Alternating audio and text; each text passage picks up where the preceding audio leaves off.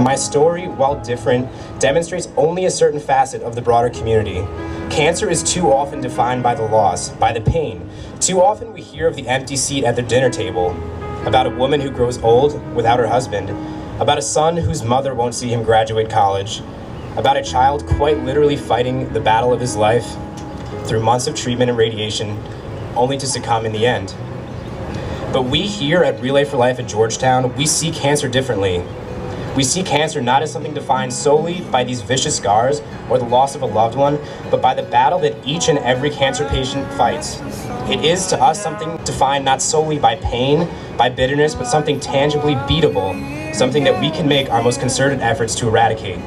Each and every single one of us has our own pink scars, our own reason for being here tonight. We are driven by them. They are the emotional or physical badge that we are walking for. I walk as a survivor and to share my story, in the hopes of inspiring and moving others. Some like the free food and activities. Others have lost a family member.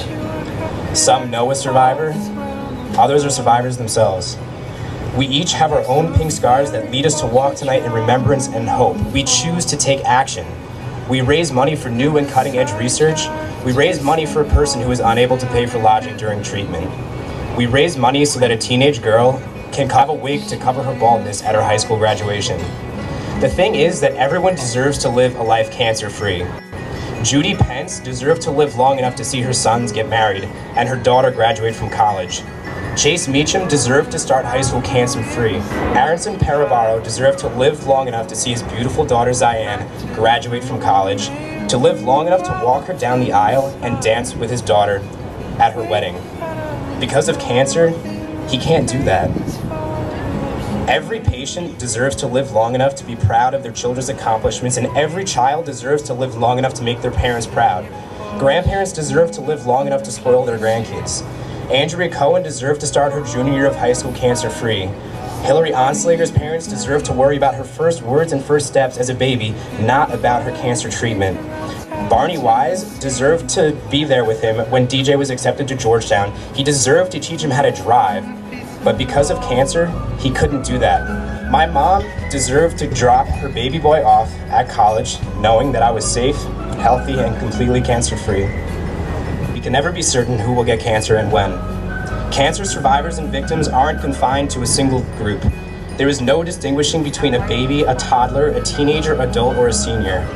There is no distinguishing between a phenomenal grandparent, a son, or a little brother.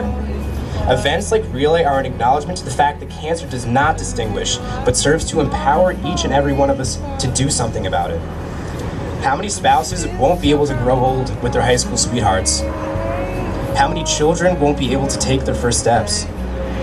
How many teenagers won't get to graduate high school, have their first kiss, fall in love, or attend their senior prom? How many storybook love stories won't end in old age, or will be cut too short by a diagnosis? How many empty chairs at Thanksgiving must there be? How many missed weddings, baptisms, birthdays, anniversaries must there be before we stand up and walk for change?